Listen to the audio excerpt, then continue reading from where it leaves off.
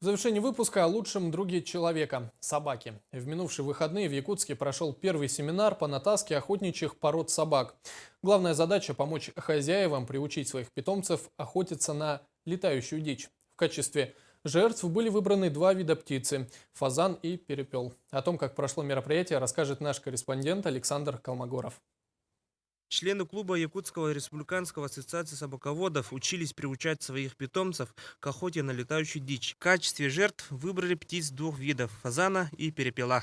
Как отмечают организаторы, этот практический семинар очень полезен и для хозяев, и для питомцев. Они очень полезны для частных владельцев, которые действительно люди городские, и заведя себя охотничью, они не понимают мелкие нюансы по этой работе, потому что собаки разные, то есть работа разная. Лабрадоры, они работают совершенно по-другому, курцхары по-другому. Семинар провел специально приглашенный эксперт из Москвы. Он подробно рассказал и показал собаководам, как правильно учить собаку к охоте. Сегодня были представлены молодые собаки, которые не знали птицу. То есть были спаниели, английский кокер-спаниель, был один русский спаниель, были дратхары, курцхалы и лабрадоры.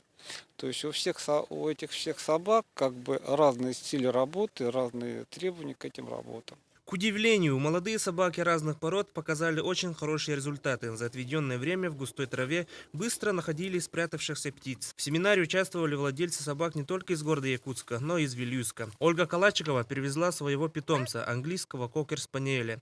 По ее признанию, она узнала много нового, не только о том, как надо натаскивать собаку, но и способностях своего питомца. Участвуя в семинаре, я узнала много всего интересного. Например, я не думала, что моя собака сумеет научиться охотиться на летающую дичь, и была приятно удивлена. Думаю, в следующем году поехать с мужем на охоту вместе с моим питомцем. К сожалению, большинство хозяев охотничьих собак не знают возможностей своих питомцев, не развивают основные способности. Но благодаря таким семинарам в будущем в Якутии появится культура разведения охотничьих собак. Александр Колмогоров, Джур Березкин, НВК Саха, Якутск.